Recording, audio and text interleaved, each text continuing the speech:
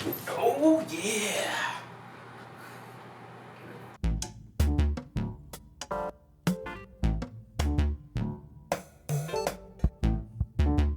Well, hey everybody, welcome back as Quarantini Hour, episode number 3. Hope you enjoyed my previous video on the wine tasting etiquette or technique. We'll go with technique. Yeah, this video is going to be a little bit different. Just have a couple of things I want to get off my chest, and that'll be about it. Gonna try to keep it under 10 minutes. We'll see how that works. I want to start off as I normally do. Guys, make sure you check on your friends. Okay, just check on your friends and your family, and it's good for you, and it's good for them, and it's good for the goose and the gander or something. You know, most importantly, in these next couple of weeks when shit really starts to hit the fan, you gotta make sure to check on your nurses, check on your doctors, check on your EMT friends, because they are having a really hard time, and all you have to do is just stay the fuck home. Just stay home, guys. It's not that hard. You just, no birthday parties, no hookups. And don't give me this bullshit about, oh, my state or my town only has this many cases. That's those numbers are bullshit. Those are the amount of people who have tested positive. Tests are still hard to get. The only people that are getting tested are people who got sick and had pre-existing conditions, or people who had extreme symptoms. So take your official number and multiply it by 2 or 10 or 20 or fucking 100, and you'll get closer to the actual number of cases. So don't give me that shit. Just fucking do what you're supposed to do. Shit's bad enough for, a couple weeks, let alone, could last till fucking summer if people don't get their shit together. Alright, that was a little intense, a little off-brand. Trying to keep it positive. So we're going to cut that, and when I say cut it, I mean actually cut it, not like a joke where I say, oh, cut that, and then put something snarky on the screen. It's okay to feel these things and, feel disappointed with people and get frustrated, but I don't have to pass that along to everyone else. I don't know why I'm still talking. You're not going to see this, so we'll go Quarantini Hour, episode 3, and this is take 2. Well, hey everybody, welcome back. This is Quarantini Hour, episode number 3. Hope you guys are doing okay. Check on your friends, everybody. It's helpful to check in, kind of get out of the monotony of what you're doing, and I get it. It's like, what are we going to talk about? What have you been doing? Oh, cleaning and Cooking, and that's pretty much it. But it's good to kind of get out of your head and talk to a friendly voice. And actually, I had my first Zoom meeting a couple days ago with my siblings and a few cousins, and What I remember, it was really great. I had one too many Quarantinis, but it's all good. We're all doing whatever we can to survive this thing, and highly recommend doing those. It's great to catch up with people and just gives you some sense of normalcy in a very strange world that we're living in. And really, in the next couple of weeks, when this thing really ramps up, definitely make sure that you check on your nurses, check on your doctors, check on your EMT friends, because they are having a really hard time, and all you have to do is just stay home. Just stay home, guys. It's the right thing to do.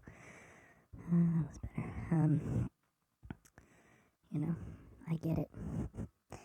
I would love to go out and hang out with friends, but we have to look at the bigger picture and the greater good, and because this thing spreads like a mofo, and you can have it and not have any symptoms and still spread it on to other people. So, if you do absolutely need to see someone in person, which again, I don't know why you'd necessarily have to, with all the video chatting options, but if you do, just make sure you stay far enough apart, and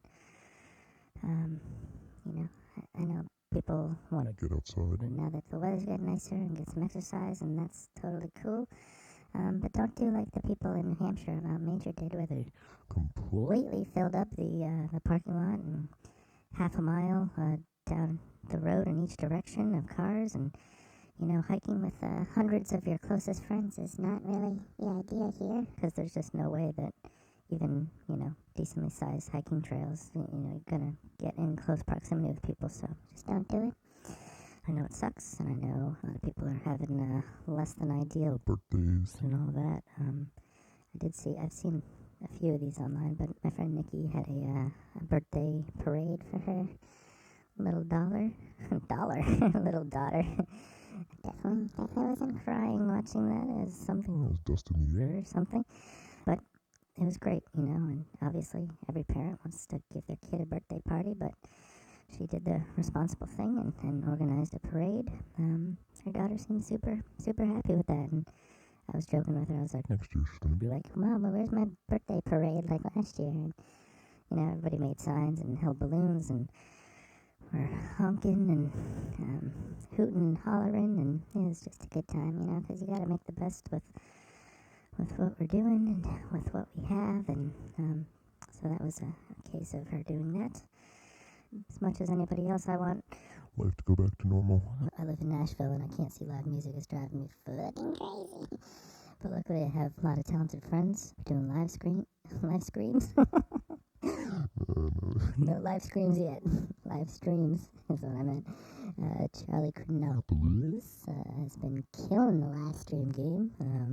I've seen a couple of his performances, and my buddy, my old bandmate Rob Carmichael, had his first the other night. Those are great, not only for, getting an hour or two where you're not thinking about how crazy the world is, and getting to see talented people perform.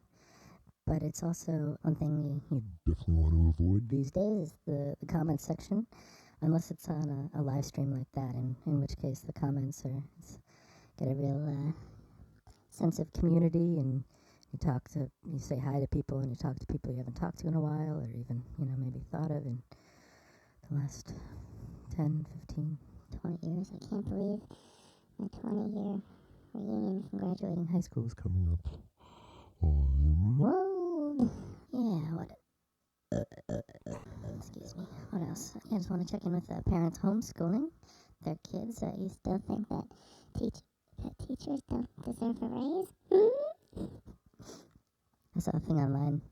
A woman had said the other day that, talking about her friends who were homeschooling their kids, she was like, half of them are just day drinkers now, and the other half Are retired. they just gave up. I can't do this. I can't teach my kids. Overall, I hope that people come out of this thing with a little bit more empathy and compassion maybe than they had before. That goes for everyone, but especially teachers. I know teachers get A lot of flack for things that maybe they shouldn't. I think most of them are trying their best, and so maybe next time when you're at a parent-teacher conference and you want to scream with the teacher. you can maybe just think back to this time and maybe come to the conclusion that maybe your kid's just a bit of an asshole. It's been, a couple weeks, and you're dealing with your 1 or 2 or 3 or If you're Irish Catholic. 9 or 10 kids, and imagine 20 or 30 of these little womb gremlins running around, and much respect to all teachers. I know Cousin McCool. is a great one, and I know she misses her students, and I'm sure they miss her as well.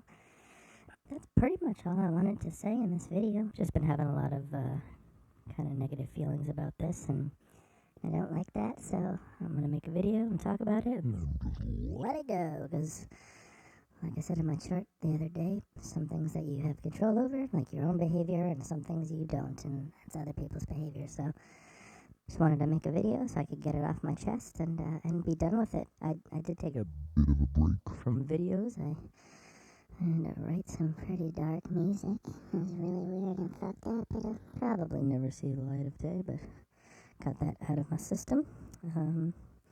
Yeah, my next video is it's gonna be or I'm planning on doing a nature-style documentary on my weirdo cat Archie.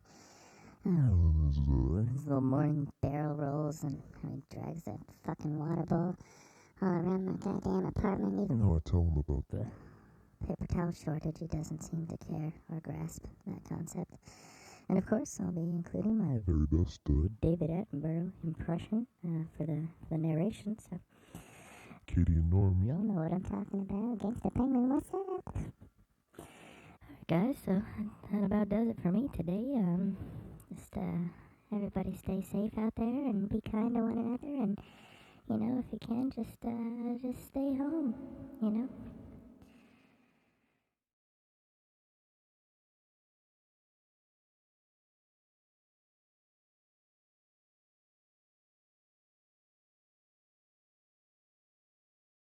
'Cause you never know, maybe you have the COVID, you don't know it, you pass on the COVID to another person, and they pass it on to another person later. Before you know it, your whole town is COVID.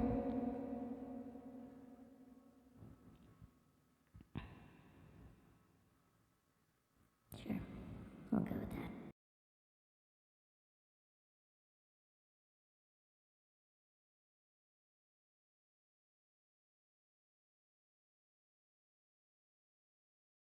If you can, just stay the fuck home, guys. Just stay home. You can go outside, but don't get too close to your neighbor, 'cause you might just have the COVID, not even know it. Give them COVID, and they give the COVID to the next people they intend. What am I doing?